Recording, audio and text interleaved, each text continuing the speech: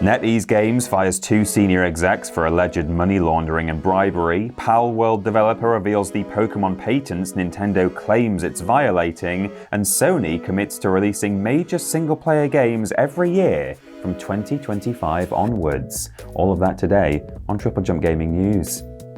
Well, hello everyone. Hello. Welcome to TripleJump Gaming News. We've had a bit of a week off, so there's been a lot that's happened. Yes. We're just covering what happened kind of over the weekend today. Yeah. And we're kicking things off with NetEase and what's going on over there. If you don't know who NetEase are, they are the team behind Marvel Rivals and Destiny Rising.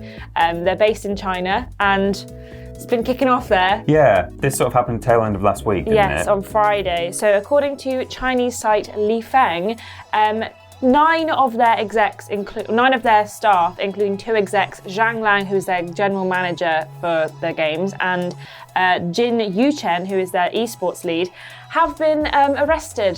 Yeah. Have been fired and arrested for money laundering on anti-corruption charges. That's right. He's made a statement to the rest of the staff with an internal memo announcing that 9 of them are, there are bribery allegations there. And it's thought the case impacts 28 suppliers to the Chinese megacorp in a case roughly worth 1 billion. Oh, that's not yuan. Is that the Chinese currency? I think so. And shows my ignorance. Yeah. Wow. For context, it's £107.5 million or $139.3 million. So not a small amount. No, we're not talking small amounts. In fact, we'll talk about surprisingly small amounts in a later story today, won't exactly. we? But that's a big amount. It is. So arrests have been made. And also, there's a thing, so NetEase isn't the first time this has happened to them. It happened to them in September last year. They had a case similar to this, and it's happened again with a different team. But they've basically put an announcement out. They've replaced everyone's desktop screensavers with just the reminder, please don't do this. No corruption, please. Here is our compliance protocols. Stop doing this, please. We don't know how much this is going to affect the games that are coming out. We don't know how much it's going to affect what they've been doing, but it is very interesting that these 9 employees, I think from what we've gathered from various reports, obviously the other employees who aren't the studio execs, their names have not been revealed. It's just the 2 execs that have been named. Yeah. But from what I can gather from various sources, the other people are all part of Zhang Lang's marketing team, and they kind of we're having weekly meetings on a Wednesday, and then the most recent Wednesday they changed the location of the meeting very last minute, and then when people showed up to this meeting they were arrested. Yeah. So love a sting up. Indeed. And it's early days at the moment. NetEase haven't actually released really any more details than that. All we know is that alleged corruption charges are being investigated by police at the present time. I don't quite know exactly how the legal system is the same or different over in China, but certainly over here in the UK, we would say innocent until proven guilty. But also, no smoke without fire is a different cliche that I would like to throw out there. Exactly, and from one system of law to another now. Yes. We're talking about Nintendo's suing of Palworld. Yeah. So Palworld developer, what are they called? I've forgotten. Pocketpair. Yes. No, Pocketpair. Pocketpair. Not Pocket Pal. No, That's the Pal other is thing. in the name of the game. They have released a statement about this lawsuit that we talked about a little while ago. Yeah. Which we didn't know how much money it was. We didn't know what the patents were. It was all kind of speculatory. Well, they've decided to clear everything up and tell everyone what's going on. And I can't believe the amount of money that Nintendo is suing them for. It's really weird. When this story first broke, months ago, whenever it was, we thought, oh man, if Nintendo get this through, they're going to take them to the cleaners. There will be nothing left. What's the amount, Ashton? In total, it is $66,000, which is $33,000 to be split equally between Nintendo and the Pokemon Company. 10 million yen, which sounds like a lot, but obviously the exchange rate on yen and dollars is not dollars great. or pounds. So $66,000 is the total that they are suing Palworld for. all of the conversation, all of the hate that Nintendo have been getting, all of the publicity that they have pushed onto Palworld for $66,000 is hilarious. Is it worth it? Absolutely not. Pocket change to Nintendo. Absolutely. It's crazy. Pocketpair. Indeed, yes. We now know what the 3 patents are that are alleged to have been violated. I could give you some very boring dry patent numbers, such as 7545191, or I could explain them in full. Please explain them in full, Peter. All right. Well, the first, where are we, is to do with the fact that the player aims and fires an item towards a character in a field, and in doing so triggers combat. And then the patent dives into extraordinary intricacies about switching between modes within this. So that's the first one, i.e.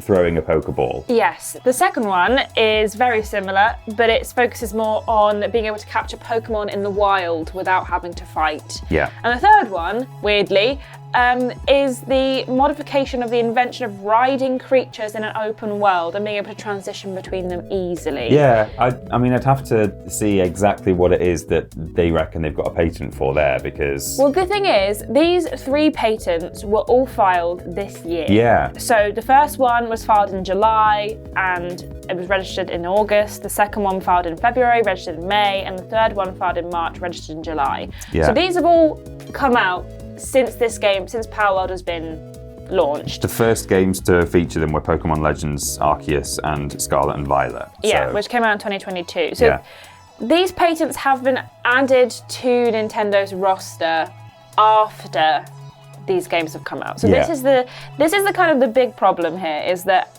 how are they allowed to do that after the fact? Obviously, we know that there's similarities. We're not blind and we're not stupid. Yeah. You look at Pocket, what's it called, Palworld, and I keep calling it Pocket Palworld. Palworld, so I keep calling it Palworld, and you can see that there's inspiration from other games. Indeed, it's the Lidl of Pokemon. Absolutely, copy my homework but change it a little bit. Yeah. However, the things that they are suing them on seem so basic and also really random. Yeah. It's mechanics more so than artistic infringement, which I think draws the question of, if they can do it here, what can they do with other games? If they manage to pass the patent, like suing of you are riding a monster of sorts and easy to transition between a few, that seems vague enough that they could go for other games as well. Yeah, I don't know how the law works with patents specifically, but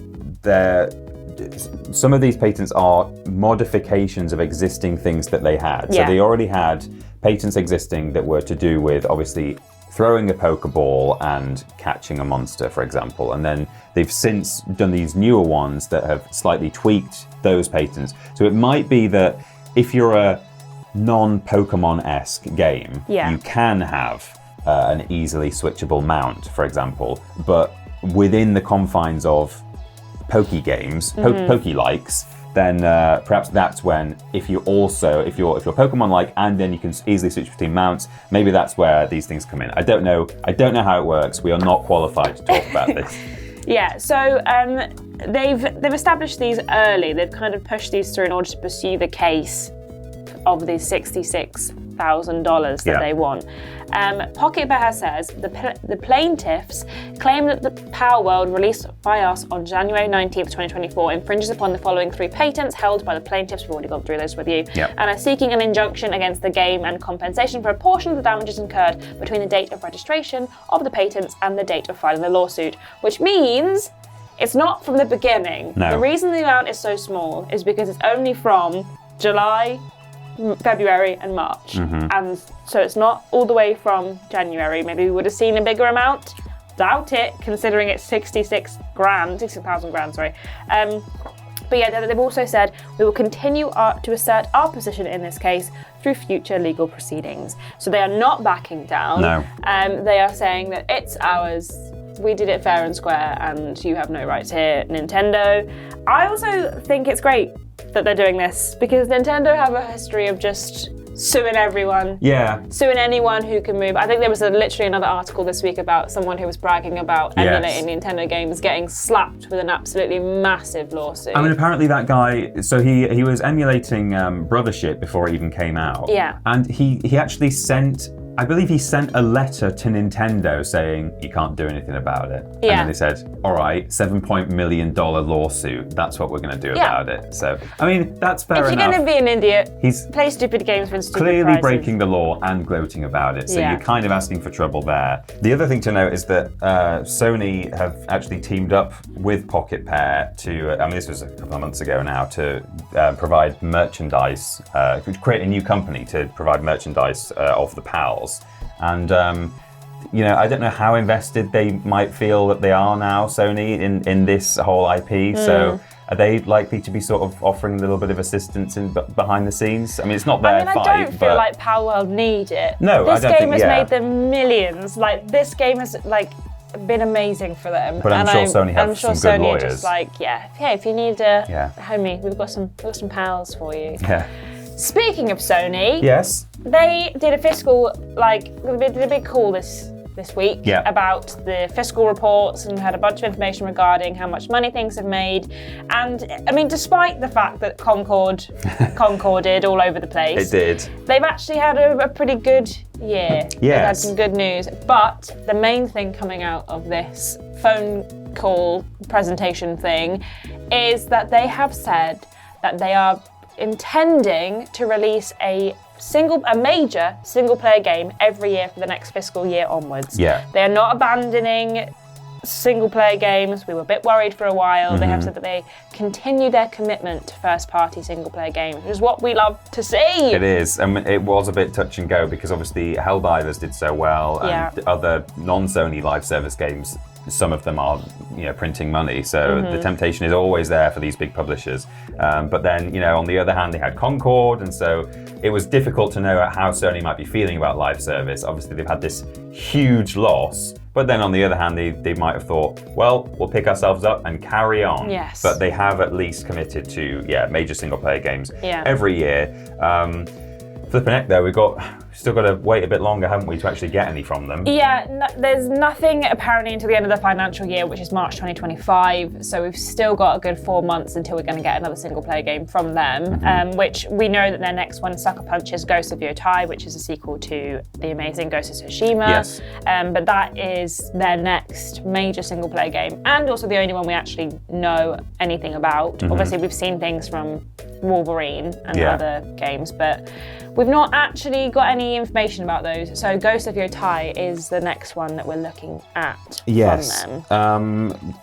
One has to wonder whether Astrobot was, something that really helped them come to this decision, or if it was always going to be the way anyway. I mean, I know Astrobot isn't a huge cinematic piece, but it's certainly a very successful single-player game. Yeah. And apparently they really sort of leaned in to the success of Astrobot, I think, to try and put out a few fires saying, look, we know Concord happened, but have you seen how well this did? He saved the world. Yeah, it sold 1.5 million copies over the first 9 weeks, and it had 37% of Astrobot buyers have not bought a first-party game from Sony in the past 2 years. Yeah. So it was able to convert those who had strayed. Yeah, bring them back. Yeah. But we had a bit more information about the single-player games, didn't we? Yes. We intend to build an optimal title portfolio during the current mid-range plan period. It's really exciting stuff, isn't it? Absolutely, lots of squoogles in here. That combines single-player games, which are our strength, and which have a higher predictability of becoming hits due to our proven IP, with live service games that pursue upside while taking on a certain amount of risk upon release, says the presentation transcript, which is, it's kind of how we feel about the wisest approach, which is, yes, you've got these strong IPs, you could be releasing sequels to things, you could even be bringing things back from the dead that we've not seen in a long time, and live service, it's got to be tempting when you're a huge company and a bunch of men and women in suits in a boardroom, but at least they seem to be aware they are big risks, and the safest thing to do is, have a strong first-party single-player lineup, and then maybe take the odd risk here and there with your Concords. Yes, we may only get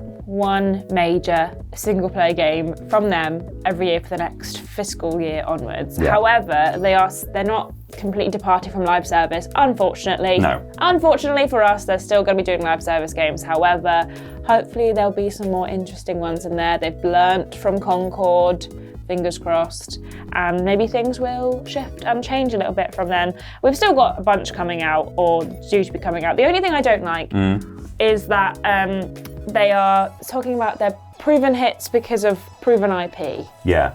Which is sequels and sequels and sequels and sequels and sequels and probably remakes and remasters of games you've already got. Yeah. We know that there's probably another God of War, probably another Horizon coming out. We've got the third entry in the Final Fantasy VII Remake series.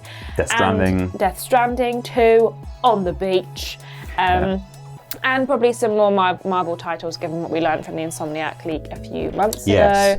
So we know what's in the pipeline from them, and unfortunately, it's nothing new. Yeah. There's not anything that we know from them thus far that is a new IP, a new story, diving into something brand new. Everything we've got from Sony, which isn't just from Sony, this is from, I think, a general issue, which we've talked about on the podcast before. Yeah. Sequels sell because they're guaranteed to sell. And I think that is what we're seeing a lot of from everyone. And it's interesting that Sony have kind of been like, hey, we know that's going to become a hit because of our proven IP. Yeah. We know that if we release another Horizon game, Ashton will buy it. Another God of War. She will. I'm wearing the merch right now. You are. Yeah. Yeah. No, it's. I mean, I agree with you. I was playing devil's avocado, saying that they'll be thinking, we could do sequels and remakes, but I think you're right that it would be much more exciting to see actually new single player stuff from them, not just stuff based on proven IP. So maybe in time, once they're kind of back on their feet, because I remember when the trailer started rolling for the first time, I thought, all right, it's a bit.